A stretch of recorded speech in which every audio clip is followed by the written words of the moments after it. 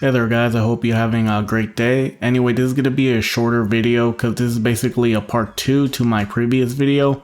I'll leave the link in the description for anyone who hasn't seen it. And these right here are all the Spider-Man that have been made by CT Toys at the moment. And they're going to continue to keep making more. Their next one is going to be the Superior Spider-Man. I'm definitely going to be reviewing that one, and for anyone who's wondering, that figure is going to come with the spider legs as well, which I'm extremely excited about because Superior Spider-Man is actually my favorite Spider-Man costume.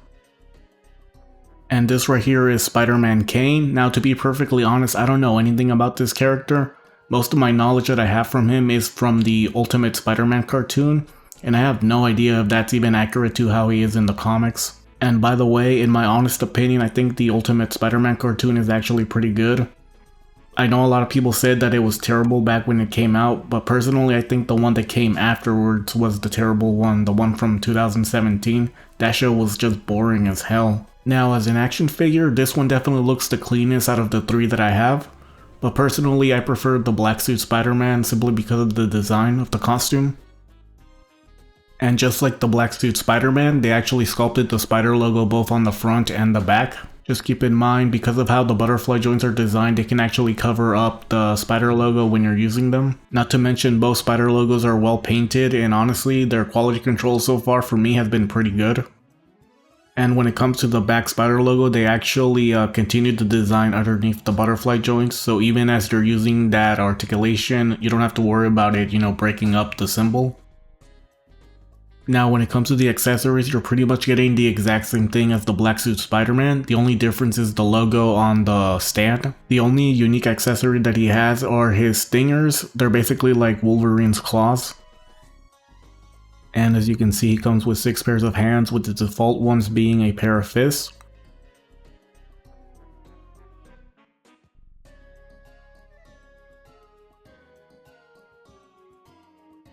And these right here are his spider stingers, which are unique to the figure. And honestly, I do think these are pretty cool. These are made of a soft plastic, but personally I wish they had used something even softer because honestly I think if you bend these enough they will snap. Putting the stingers on is pretty easy. All you gotta do is remove the hand and then just slide the stinger in there. And once you do, just put the hand back on.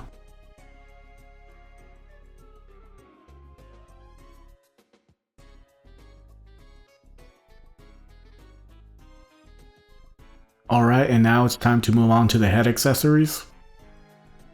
And as you can see, they're pretty much identical to the one that came with the black suit Spider-Man. The only difference between the two is simply the color of the plastic. As you can see, the black suit is just black, while the Kaine figure is more of a reddish black.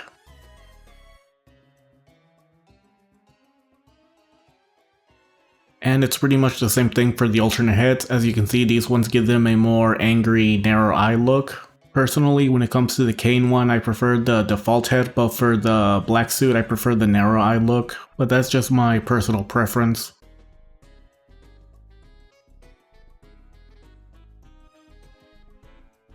Alright guys, and now we've reached the end of the video, but instead of showing you a size comparisons, I decided to show what they look like next to all my other Spider-Mans that I currently own. And this right here is my Marvel Legends Amazing Fantasy Spider-Man, not to mention my figure arts, Toei Spider-Man.